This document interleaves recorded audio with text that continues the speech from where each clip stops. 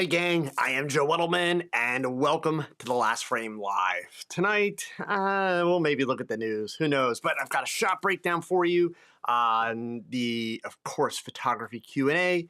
So start typing, how can I help you? I've got some announcements, some cool stuff coming up, and I'll explain why I wasn't here last week. If you're watching live, please do me a solid, leave a name, let me know where you're from in the chat. It's always cool to see where people are attending from. And look, if you're watching the replay, no sweat, you're still a part of this. Leave a comment below the video so that I know you are here. Look, all of you are part of a growing global community of photographers in over 100 countries who tune in to watch The Last Frame every week. Already tonight, we got Alvin in Virginia, Mike is here up in Montreal, Calvin in Maine, Daniel's here in Michigan, Joe out in Vista, California, Cooley in Indiana, Lynn in New York. I got, Lane's here from Indiana, Ty. I'm guessing Ty's back on the East Coast in New York. Great to see all of you. Jay in Colorado, all of you, thank you very much. And of course, you know the drill, please, quick thumbs up. The more thumbs up, the more YouTube shares out the video and the more people find out about the show. And, you know, feel free also to let your photography friends know that we are streaming live on YouTube right now. Twitter, Facebook, they're usually the fastest way to get the word out. So let's catch up on a couple of things. Since we missed a week, last week, it was a baseball week. So for those of you that maybe haven't been here every week, haven't been following along, I have two grandsons, one who just turned 5, the other one who is 8, about to turn 9.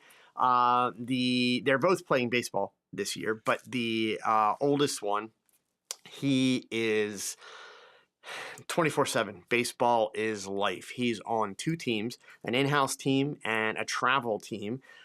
He was picked to play on a team called the Rising All-Stars, where a group of, as the kids put it, a group of second graders played all of the teams made up of third graders. That happened this past week. And the cool part is the second graders won the tournament, which was really awesome to see and to photograph.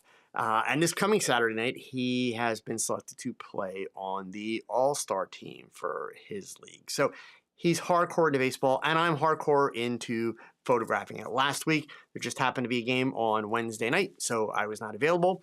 And I think there's only one more conflict with baseball before the summer's over, if I'm not mistaken. I will tell you, however, in 2 weeks, I won't be here on that week because I'll be traveling to Austin, Texas. And so that's the first piece of updates that I will share with you tonight. Let me just get my browser switched over here. That's going to be June 1st and June 2nd. I am going to be at Precision Camera and Video in Austin, Texas. It is a photo retailer that I have visited a whole bunch of times. First met them while I was working as an ambassador for Olympus, and have been back there since. Thursday night, June 1st, I get to do one of my favorite talks ever. So if you're anywhere near Austin, even if you're down in San Antonio, make the trip. This is a great talk. It's a lot of fun. It's called Don't Be Afraid to Suck. Your photography depends on it.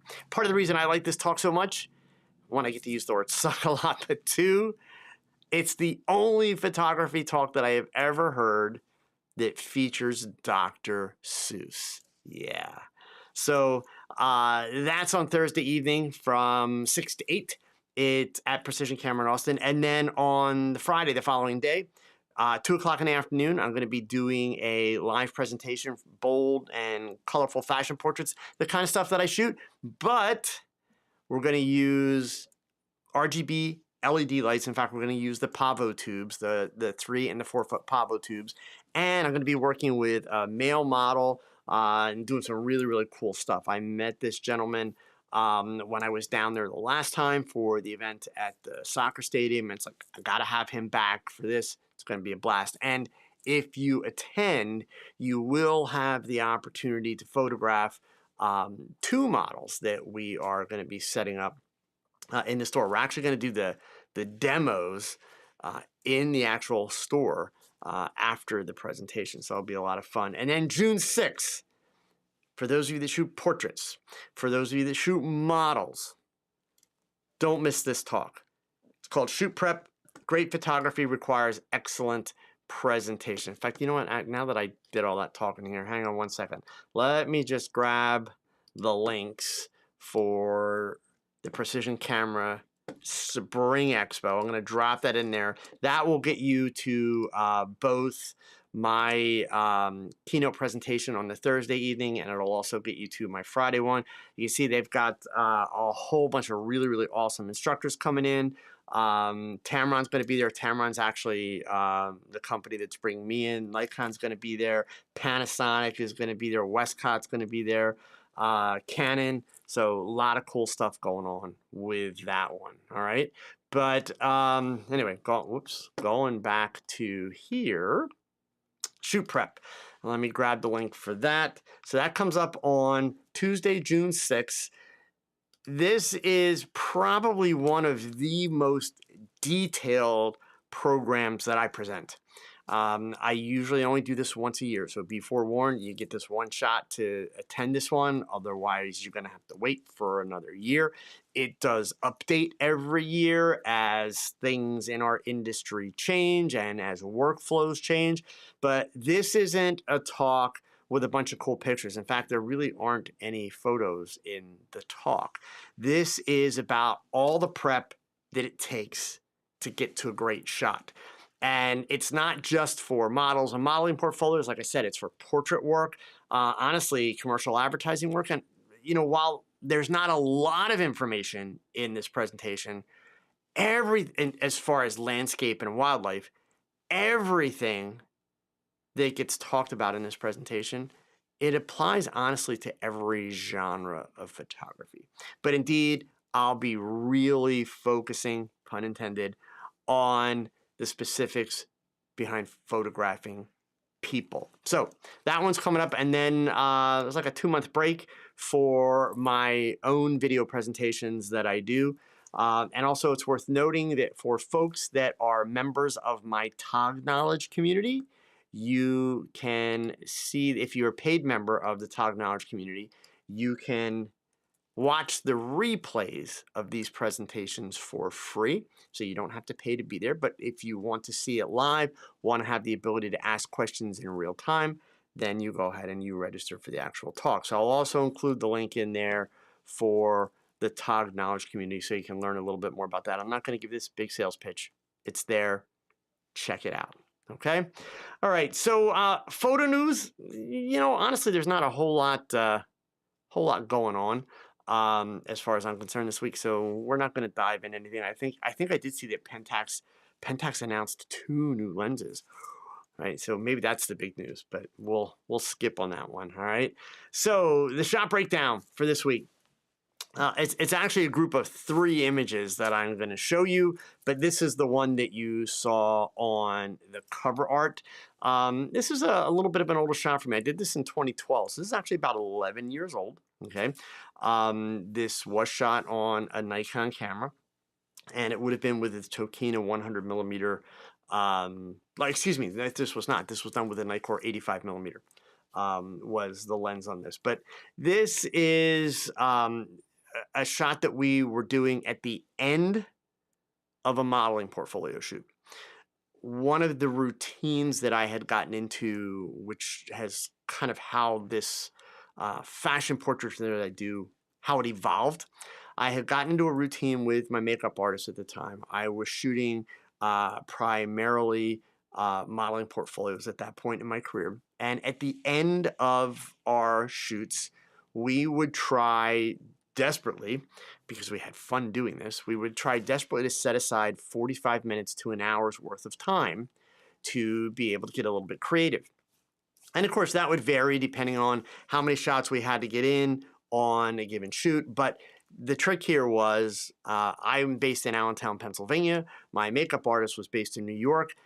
We had a firm cutoff because she had to get on a bus or a train to get home that night. So we couldn't just kind of, go until we were done type of thing.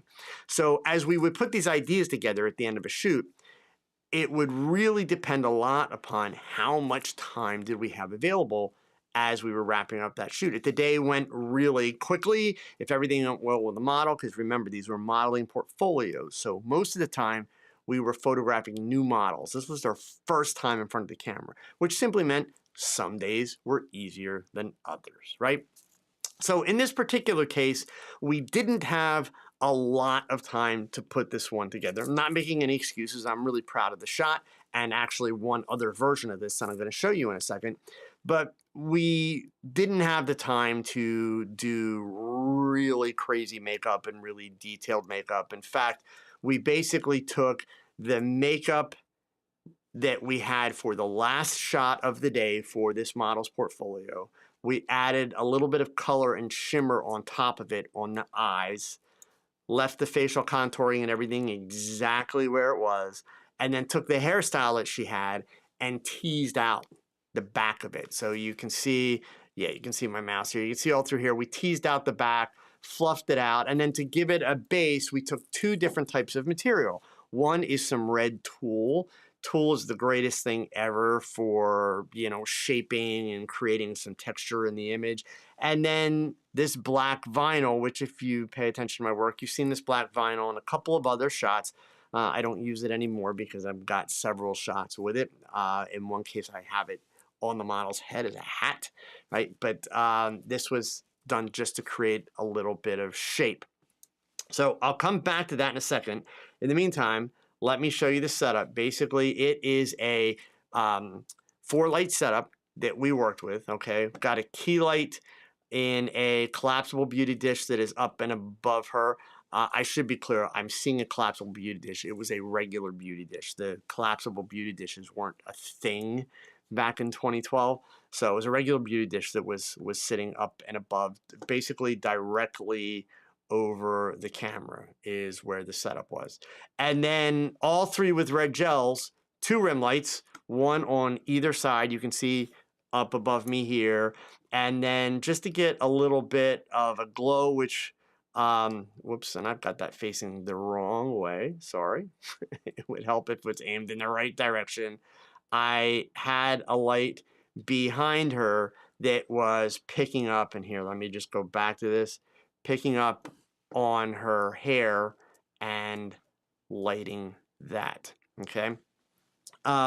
Also, I used a little bit of atmosphere aerosol, which is basically spray smoke, just to get a little bit of haze in the air to pick up some additional red that you're seeing on the outside. So frequently you'll see me use, let's go back to this, you'll see me use an extra light aimed at the background to create that glow. In this case, I didn't. I just had the light behind her with a little bit of the haze in the air that it leaves. So I was working with 4 lights, a reflector underneath just to get a little bit of extra pop into the eyes, and that's really it. It's fairly simple setup. Indeed, when I say simple, if you follow along with these shot breakdowns, this is kind of a core setup that I work with over and over and over again. I love lighting. I love color.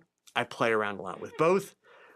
But if you're following along with these breakdowns, you realize I'm not kidding when I tell you that the real effort is about what goes in front of the camera.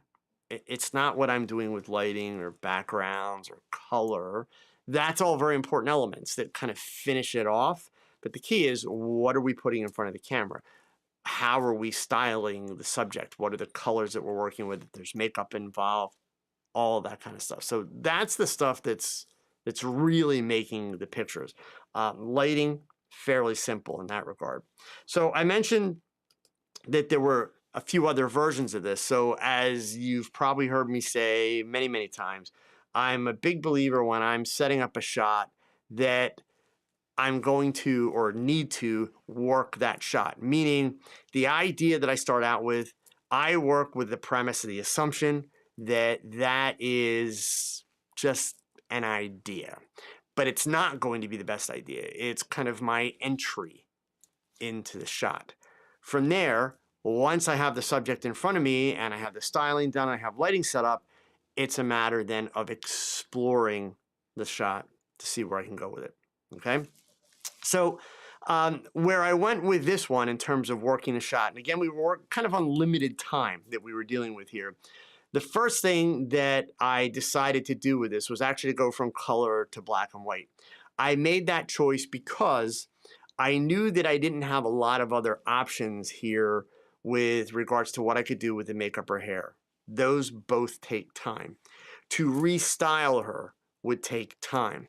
Given that we have that bright red material at the bottom, that dramatically limits the color palette in terms of what I can add in with gels or other colors that are going to look good. Red is such a bold and dramatic color that you really have to pay attention to what you add to it, and you don't want colors clashing. So my decision was then by the way, the reds are nice dark grays in a black and white shot, and I've already got some black in there, and I've got those nice skin tones. So I knew that going to black and white, I would be able to get a very dramatic black and white. So in this case, all I did was turn off the rims, turn off the light in the back, and just work with my main light and the reflector in black and white.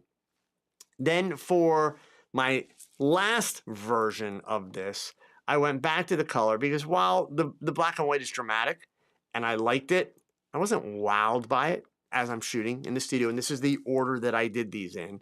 I knew it was a nice shot, but it's a fancy headshot.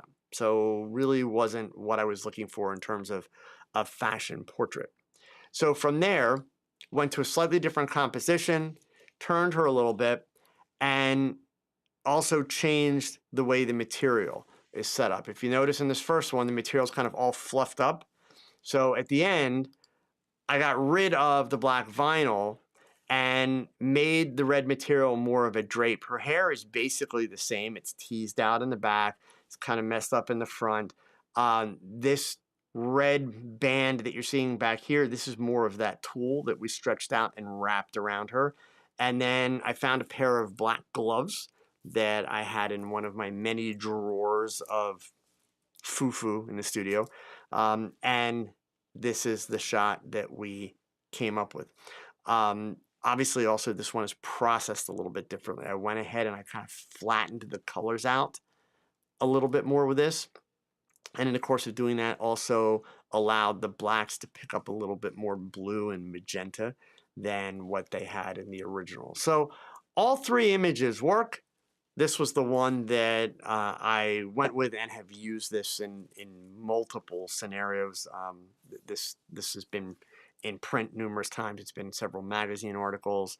So I've managed to get a lot of mileage out of this one. But that is the breakdown for that shot. So just a reminder also for those of you that are paid members of the Tog Knowledge community or considering the Tog Knowledge community, which, by the way, it's only $10 a month or $75 a year. And there's a 14-day free trial. So you can go check it out. You don't have to spend any money. But these shot breakdowns get shared in the Tog Knowledge community along with the Set Alight 3D files. So if you have the software Set Alight 3D, you will have the ability to download my actual set files and be able to experiment and work with the lighting arrangements that I have worked with to figure out how you want to modify them for your use, or even just to experiment to see what are the potential things that you could do with them. So you'll have access to that. Okay. All right. And let me just check here. I don't think I've seen any questions go by, and that's fine. I've got one more thing to share with you. But hey, gang, seriously, you're here. How can I help you out? Because otherwise, we're going to have a really short night again tonight, right? I'm not going to sit here and talk to entertain. I will gladly educate, and I definitely want to be able to help you out. But that requires you to participate, right? So since I've been talking so much about the baseball stuff, I thought I would go ahead and just share real quick a little bit of background about how I approach this. I talked about this a few weeks ago in my Tog Knowledge community during one of our weekly meetups. And um, I got a lot of feedback from people after doing that because, look, I've been taking pictures for a long time, right? So for me, a lot of the stuff that I discussed kind of seemed like not that big a deal, maybe even a bit of a no-brainer.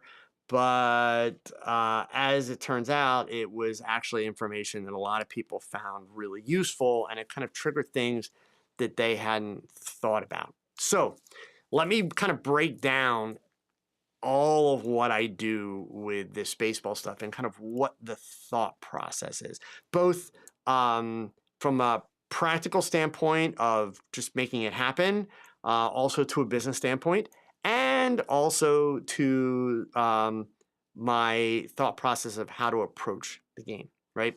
So first of all, let's keep in mind these are little league baseball games, right? So we're dealing with pictures of children. We are in this case dealing with like 7, 8, 9 year olds are the ages of these kids. Okay. My primary goal and desire is to photograph pretty much anything and everything that my grandson does during these games. Baseball's a team sport. There are other kids involved. Also, I want great access, meaning I want to be on the field, like on the sides of the field. I even, you'll see, and as I show you as we go forward here, I even shoot pictures standing smack in the middle of the outfield. Fortunately, when you're dealing with 7, 8, 9 year olds, the ball doesn't travel as fast and as far. So there's plenty of time for me to get out of the way. And obviously, as the season goes on, you get to know the kids, so I know which kids are more likely to have the potential to hit a ball into the outfield and which ones aren't. So over the course of a season, and this is now the third year that I've done this with this grandson, I photograph his entire season, everything that he does, document it, and then for Christmas this year, and I've done this the last 2 years, I will produce a book that I just have 3 copies made of it. That's it. 1 copy for me and my wife, 1 copy for my son and daughter-in-law, and 1 copy for my grandson, so that he has his own copy that he can have.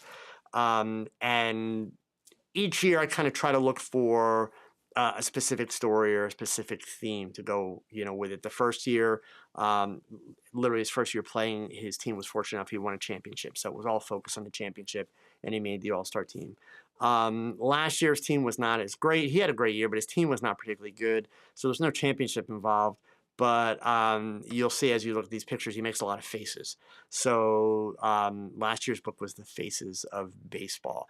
I haven't quite settled in on what this year's book will be yet. So I'm still shooting pretty much anything and everything. So the majority of my shooting is done. Obviously, it's all in Sony's. The A7 IVs is what I'm shooting with.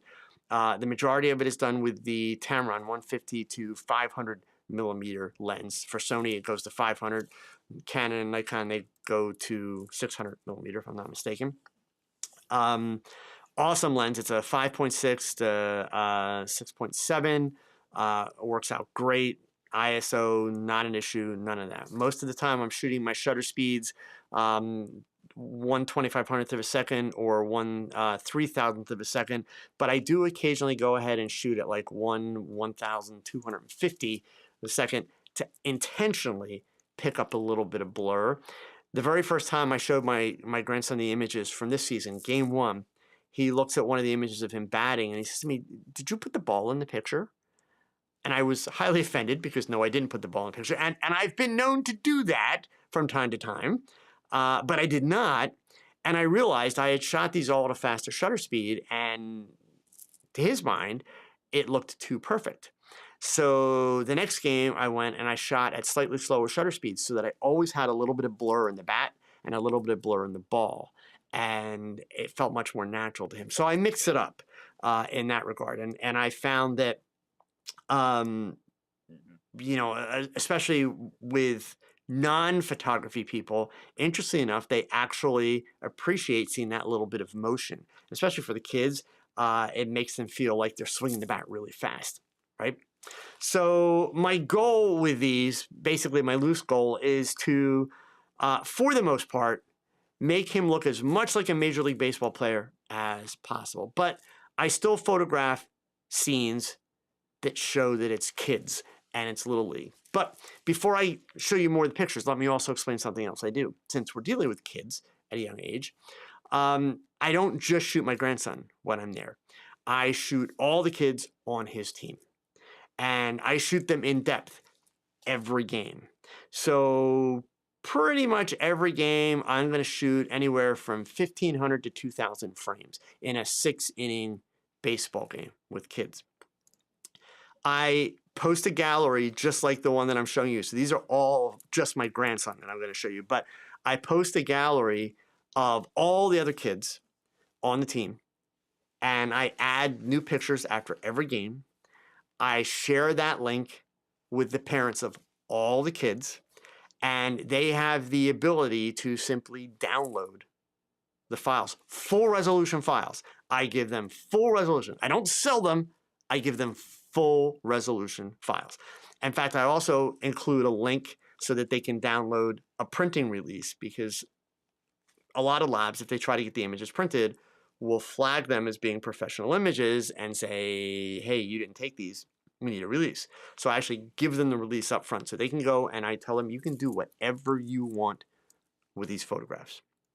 So why would I do that?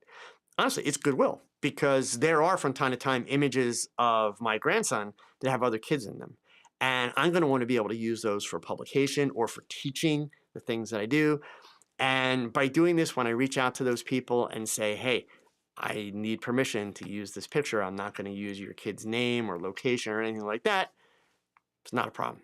They're more than thrilled. Plus, I give the league access to all of these photos. This particular league is very social media savvy. They do a lot of work with social media. So I give them access so that they can post lots of pictures on social media. I go out and I photograph their bigger events like their opening day ceremonies, give them the images. So again, it's all about building goodwill, but that goodwill gets me access, right? And that's really the key. So, going through, I mentioned like I do shoot images that are really, designed to show, hey, it's kids, it's Little League, right? It's about as far as you could get, from professional baseball at all. But then, of course, it's like, okay, let's go for the close-up shots. And with the close-ups, he is very big with facial expressions. So I'm always looking for the little details, the facial expressions. And whenever possible, I want the ball in the shot, right? Just imagine that picture with no ball. It's not the same picture, right? So super, super important to get the ball. Now, here's the interesting piece. And, this is an opportunity for me to kind of repeat something that I talk about all the time, but I'm giving you a real world example where I've been doing it myself out of necessity.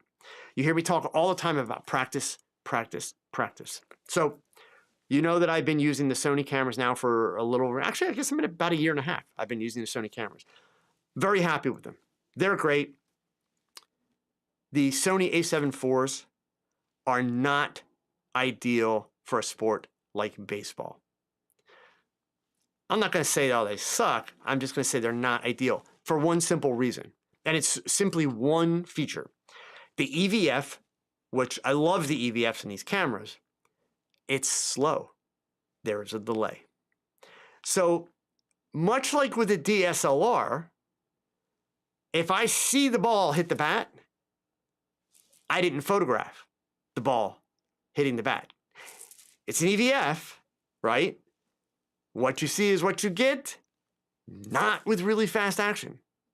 If I see the ball hit the bat, then I've missed the shot because it's delayed. There's a comment here I just want to touch on because this is actually a good point here. Let me just go back to this really quick. Wolfgang, it is my impression that permission doesn't apply when shooting public domain events. You're not wrong, but morally, you're horribly wrong. Okay? Look, these are little kids. Turn on the news for 5 minutes. Right? So, I mean, I'm not trying to be mean. I'm just being honest. I'm explaining my approach. Could I do that? Is it a big deal? No, it's not. if I was going to submit an image for print, not for newspaper, but like for a magazine article, if I was going to write a magazine article about photographing little kids' sports and submitting an image for print, and it's one of these other kids, I do need a release. That's law. It doesn't matter that it's a public domain event, right? Unless that kid's face is like one of 1,000, and they just happen to be in the scene. But these are action pictures of people. So understand that anything that you do when it comes to photographing people, I don't care what it is. I don't care if it's portraits, weddings, events, kids, it doesn't matter what it is. That's a relationship process, right? Unless you're going to be one of those, street photographers that I don't even like to call these kind of photographers street photographers, but, take out a long lens and stand a quarter of a mile away from somebody on the street and take a picture of them. Come on, that's just boring, because all that does is it makes you a voyeur. The best street photography is done with wide angle lenses, and when you look at the picture, you're interactive. So all people photography is a relationship business. So I am building relationships with these people by creating goodwill, right? The moral to the story is photography doesn't always have to be about money. And that's how I pay my bills, man. I'm a photographer. You build relationships, it's much easier to charge for your work. It's much easier to charge for your work because what people actually value is the relationship. So again, Wolfgang, you're not wrong in the sense that, sure, I could photograph those kids because they're at a Little League game. I could put them on social media. I could do all that. I don't need permission. But in today's world, I try to put myself in the shoes of a parent. Would I be really comfortable with that if I didn't know who the person was and if I felt like I had no control over that? I wouldn't be super comfortable, right? That would actually make me uncomfortable in today's world. So I can show these pictures because this is my grandson, and I know that my son and daughter-in-law are okay with this, and we're clear, right?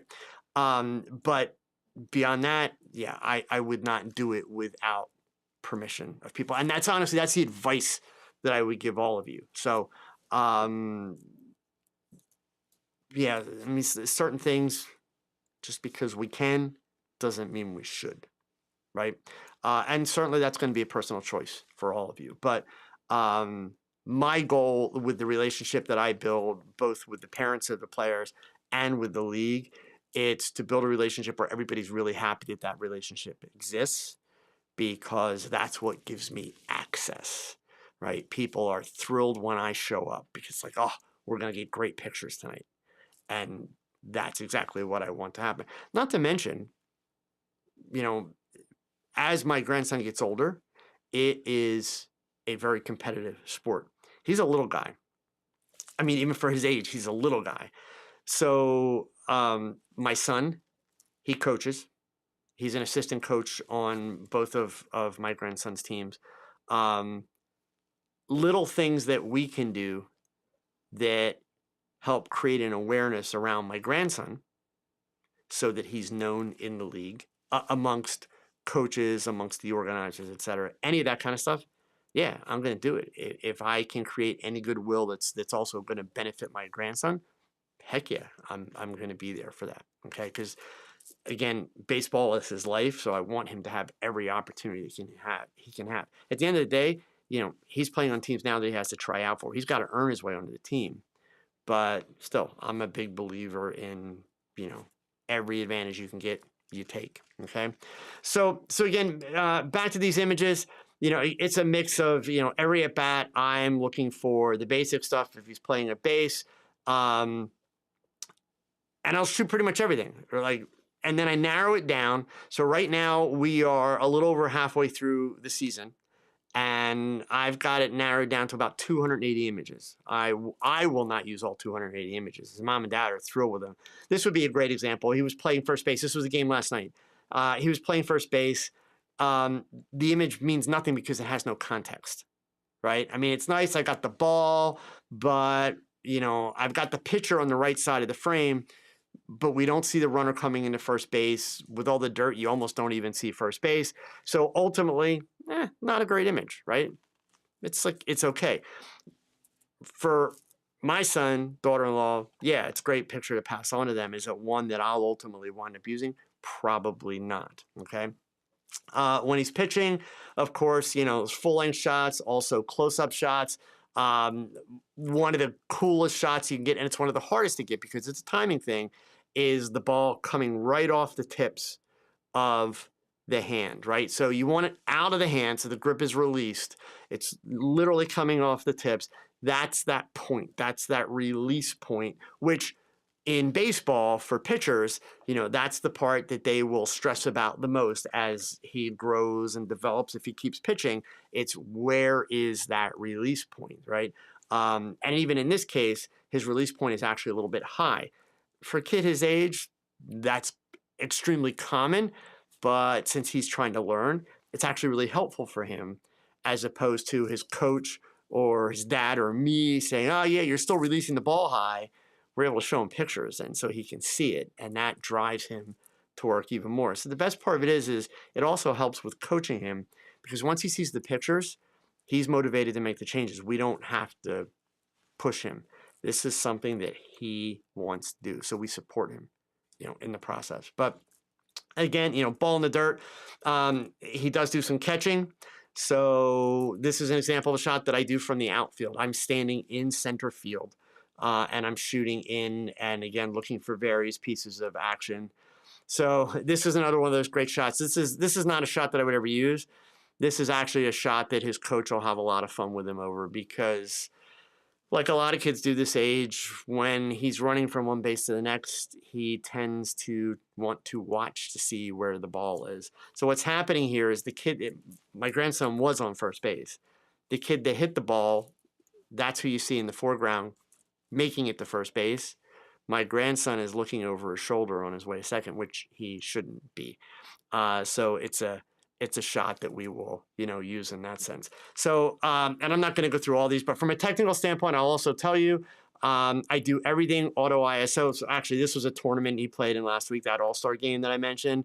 So, I'll do the pictures of the kids and the teams. You can see like the team on the left, that's my grandson's team. There's the older team that they beat for the championship. So these kids, they did a great job. But and again, I'm looking for action all the way through, and I'll do kind of artsy shots from time to time if I, find them. Um, Again, I always try to get the ball. I have in the past, if I get a good enough shot, and I wouldn't with either of these three, but if it was a good enough shot, would I consider putting a ball in for my grandson's sake, for him to think it was cool? Oh, heck yeah. But it's got to be a really amazing shot physically, and these aren't. So again, cool pictures for my son and daughter-in-law, not pictures that I would wind up, using. But everything's done auto ISO, also really important. So when I show up at the field, I'm setting my shutter speed for the amount of action that I want to stop.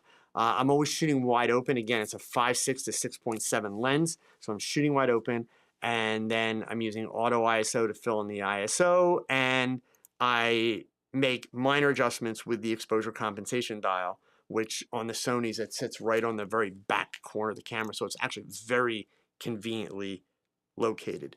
On a bright sunny day, my ISO is going to be like 400.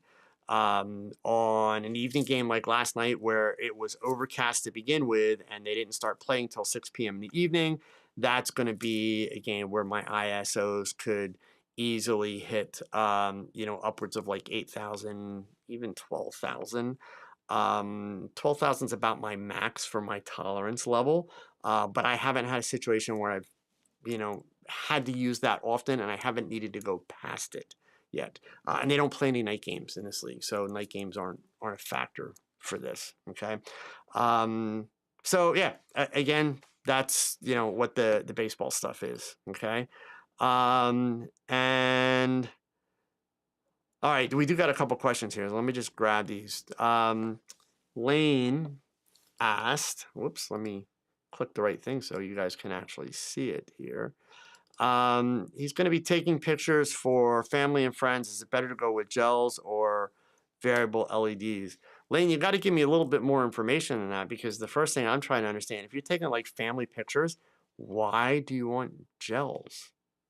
Like, are you trying to do like artsy fartsy family pictures, or so why do you think you need color light in the first place? You got to tell me a little bit more about these pictures, Lane, because that doesn't make any sense. Traditionally, a family portrait would usually be done with white light, and it's meant to show likenesses of the people, right? Let's see. Nick's got a question here. Watching it work. Oh, come on, Nick. You want us to think you're working? Really? No, I know. Photoshop has a dodge and burn function, which I've never used. Why? If I have a problem spot, I make a mask with a brush. In Adobe Camera Raw. Maybe intersect and adjust that way. Am I missing something? Interesting question, Nick. So no. So that's a couple things. Let's go up to 50,000 feet first, right? One of the great things about Photoshop and Lightroom and Adobe Camera Raw, it's a piece of software that pretty much anything that you want to do with it, you can probably find about 10 different ways to do it and they all work. At least 5 different ways to do it and they all work, right? So for some people, that's awesome. For other people, that presents a big challenge because there's no definitive right or wrong. Like people do tend to want, I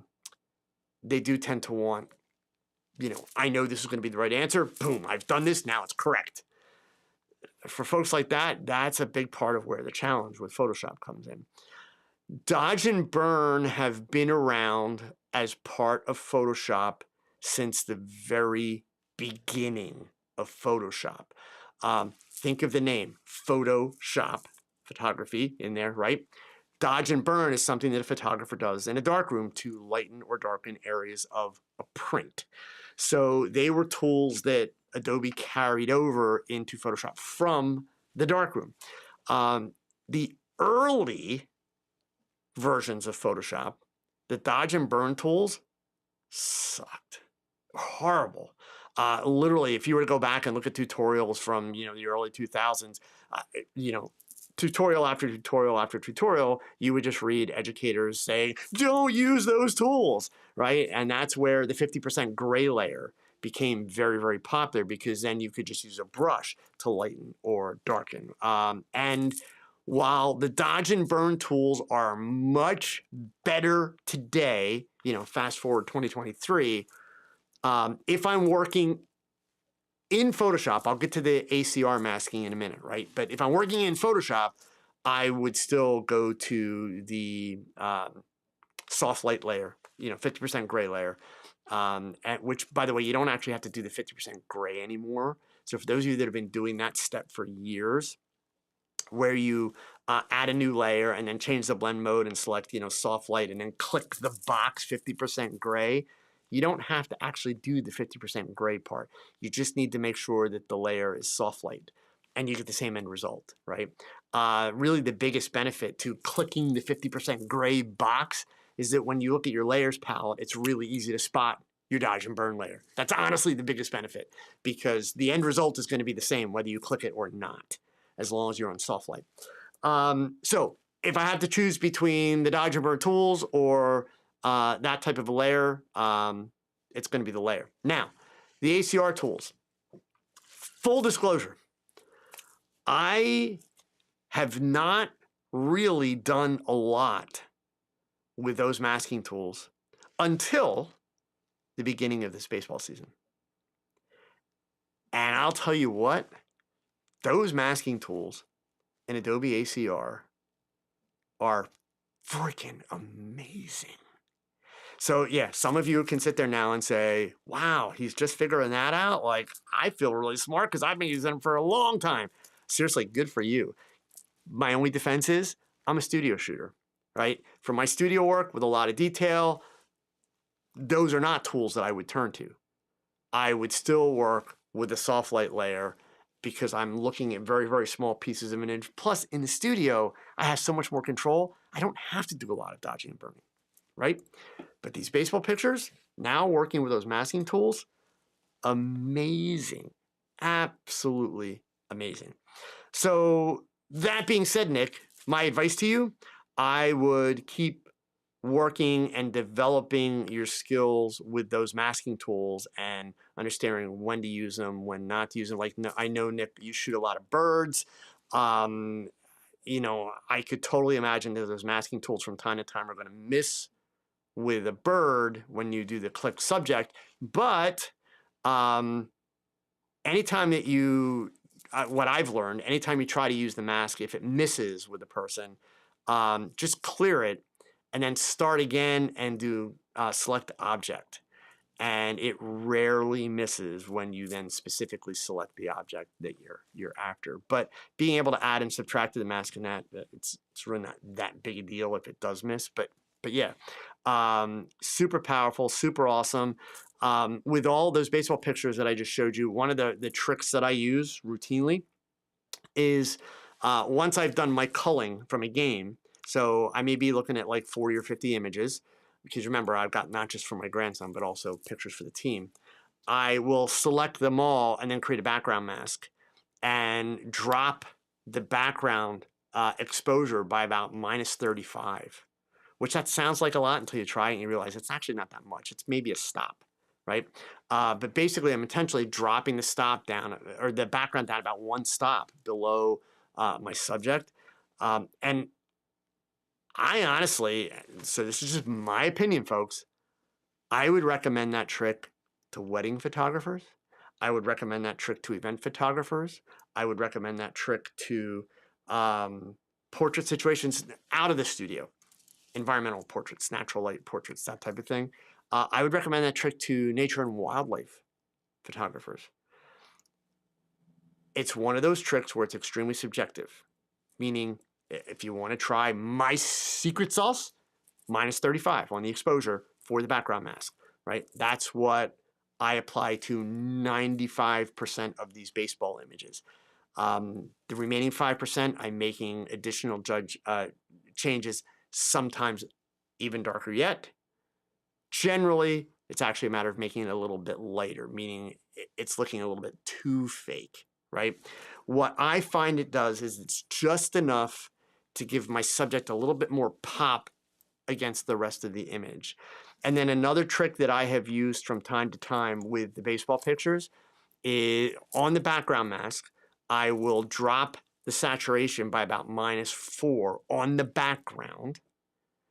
And you guys know I'm all about color, right? But in the case of this, I want the kid and the kid's uniform, I want that to be the big pop of color, right?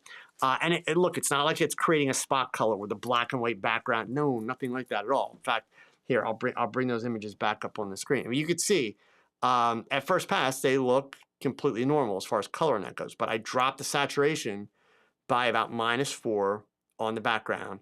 And now that I'm telling you about it, you should be able to notice how I've dropped the exposure by like a stop on the background. But when you're looking through these images and you're not knowing that's happened, it looks very natural and it gives your subject that little bit of extra pop, right? So anyway, all that being said, Nick, are you missing out on something with the dodge and burn function in Photoshop? My advice would be no, you're not. If you're doing a lot of studio work like me, then doing the gray gray layer dodge and burn comes in really handy. And the reason why I don't do that work with masks in ACR for my studio work is much more detail involved, right? So, and I want it to be much, much more exact. So that's really kind of the big difference. Okay, Nick, I hope that helps. Daniel, you have amazing depth and clarity in your portrait images. Do you sometimes shoot at more open apertures? Sometimes, not that often though. So we're switching gears, folks, right? We're not talking baseball now.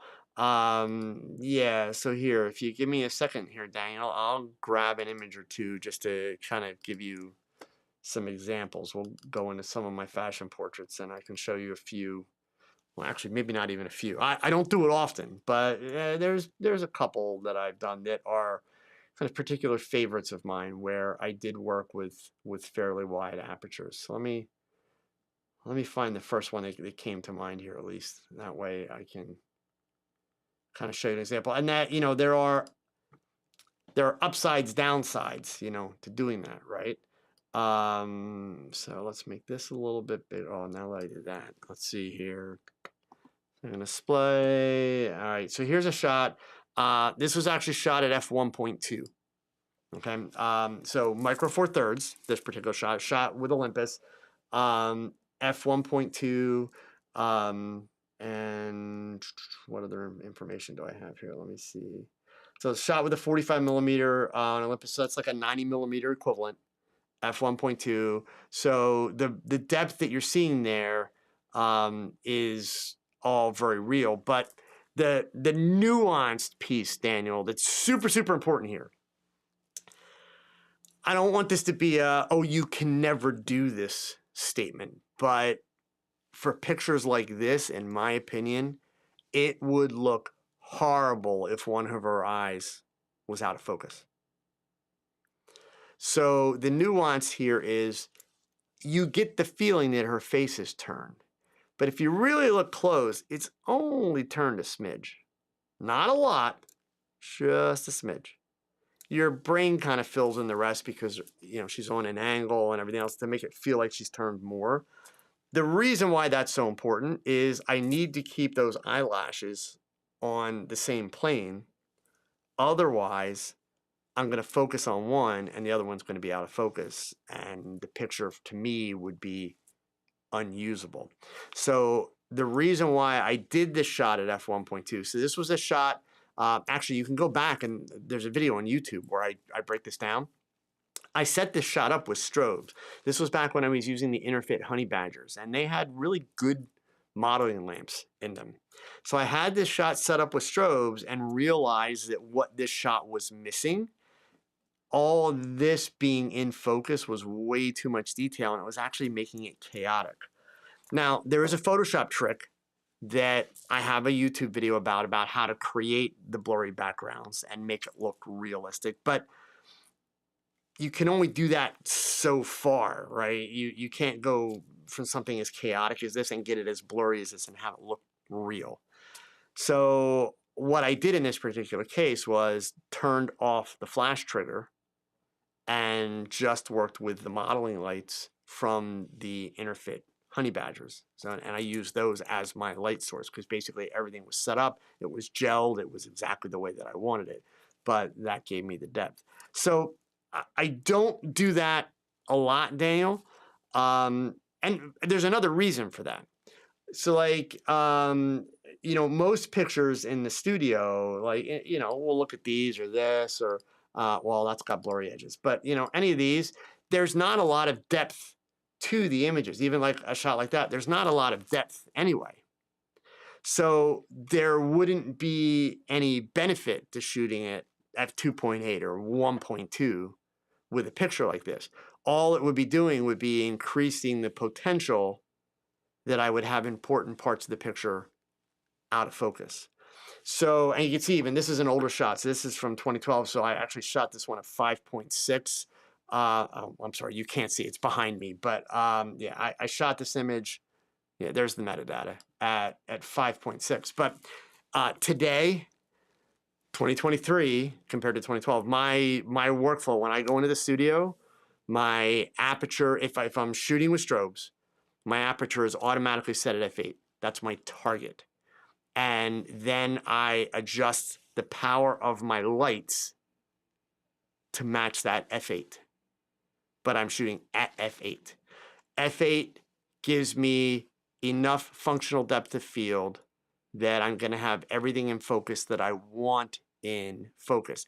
And I can still, from that f8, if I want to make the edges seem a little softer and make it seem like there's a little less depth of field, that video that I have on my channel that talks about how to do the blurry backgrounds, it works wonderfully for that, and it looks extremely natural. So it doesn't look like it's some crazy Photoshop thing that was done. It simply looks like shallow depth of field. So ultimately, if you're trying to figure out like, well, which is better, because I know some people always shoot at f1.2, Yeah, look, there are those people out there that have that philosophy of like, why would you buy an f1.2 lens and not shoot at f1.2? Which personally I think is the dumbest thing ever, and I stand by that. Certainly, if you have an f1.2 lens, in my opinion, the best reason for buying an f1.2 lens is if you frequently shoot in low light conditions, at some point that f1.2 will bail you out, right? But you have to understand at f1.2, you've got such shallow depth of field that it's really hard to get the things in focus you want in focus. So it's not a super practical aperture to work at, right? So most of the stuff that I shoot, I don't have that kind of depth built into the shot where I need to work with that. By the way, I was talking about the black vinyl earlier. There's another shot with the black vinyl, just as an aside. So Daniel, I hope that helps make some sense. Okay. Let me just see here. Did I miss anything else? Let's see. Nick. Let's see. I guess I'm a freaking genius. Been adjusting the background mask for a while. Sometimes tiny tweaks of texture, clarity, and even dehaze. But you're right, teeny tiny tweaks. Yeah. No. Nick. Believe me, I spent the first 2 weeks of the baseball season feeling pretty stupid. It was kind of like one of those things. It was like a kid in a candy shop or a kid with a new toy.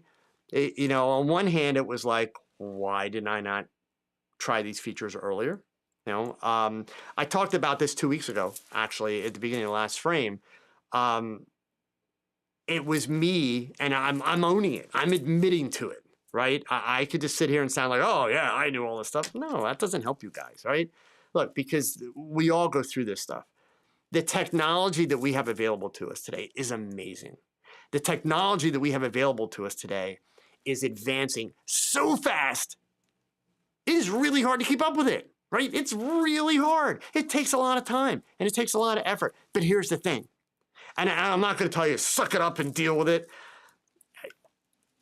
You kind of have to, but it doesn't have to be extreme, right? So here's my advice.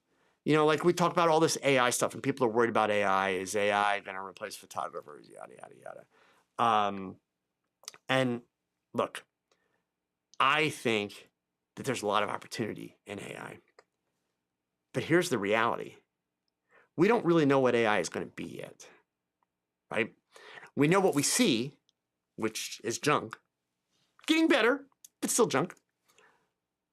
We can imagine different potentials. And we can imagine scenarios that are like, oh my God, the sky's falling. That's the wrong way to go about it. And do you have to be signing up for accounts with all the different platforms and learning how to use that? No. But should you sign up for at least one free AI account and play around with it? Just get a feel for it. Should you occasionally pause on one of the photography blogs and read an article about the latest updates to image AI? Should you casually follow the articles about copyright law and AI, specifically with images? Because currently, if you create an image with AI, copyright law does not protect it because it wasn't created by a human, even though you gave the prompts to the computer, right? So this is all brand new stuff. It's going to evolve. It's going to keep changing. So yeah, there are people out there like, oh, it's bad. Oh, it's this, what's that? Stop. Just stop. Right? It's only going to be as bad as people make it. But right now, it's all potential. We just have to find it. We have to be open-minded enough to find it. So, it's about finding balance. But yeah, for me, those masking tools have been around for a while. I had tried them really early on when they first came out and wasn't that impressed, but that was quite a long time ago. And then I kind of wrote them off, right? And I know there's been updates to them. I mean, again, I casually paid attention, but stupidly, I just had it in my mind. It's like, oh no, I can do a much better job myself.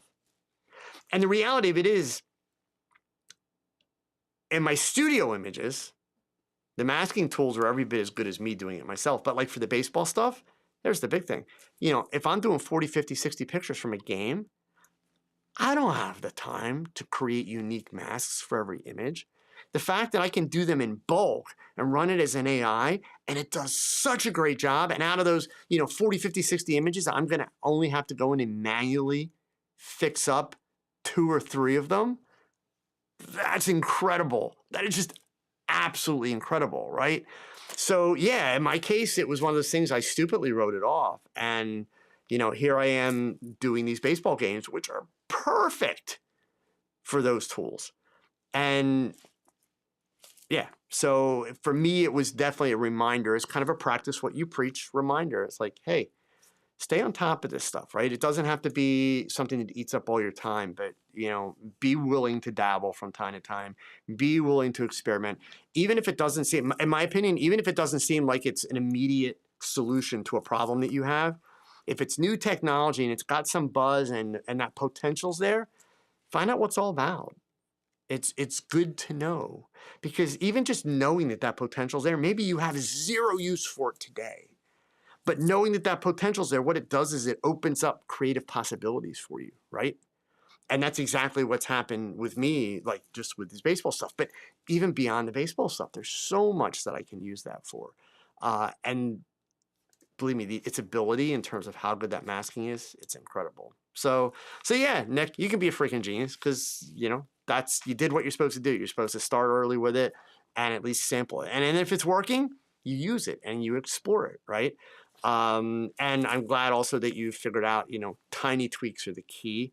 Like anything else in Photoshop, especially when you first start doing it, it's really easy to get a little bit caught up in it. But then you kind of look back on some of your images and you start realizing like, ooh, I'm getting a little too heavy-handed with that. And then you gotta dial it back to kind of find the real sweet spot. And then, of course, always understand, even like I told you guys, I'm using a -35 on those baseball pictures for the exposure on the mask. That doesn't mean that that's the perfect number for everything, because it's not, right? So 1, that's based on my taste. 2, it's based on the types of images that I'm doing and what I want to accomplish with them, etc. So you have to be willing to experiment a little bit and get a sense of what works for you and what doesn't work. That's the key. All right, gang. Hey, listen, thank you all for a great conversation. I am past 7 o'clock, shocker, I went overtime. So thank you for watching. I hope that you found some value in what I shared and what we talked about tonight. Remember, please hit that thumbs up, help other people find out about the show. So just to be clear, we will be here next week, next Wednesday. It's the following week that we will be skipping. And remember, the reality is you don't get the days back that you'll waste. So go pick up that camera and shoot something, because your best shot, it's your next shot. Adios, gang. Have a good night. Take care.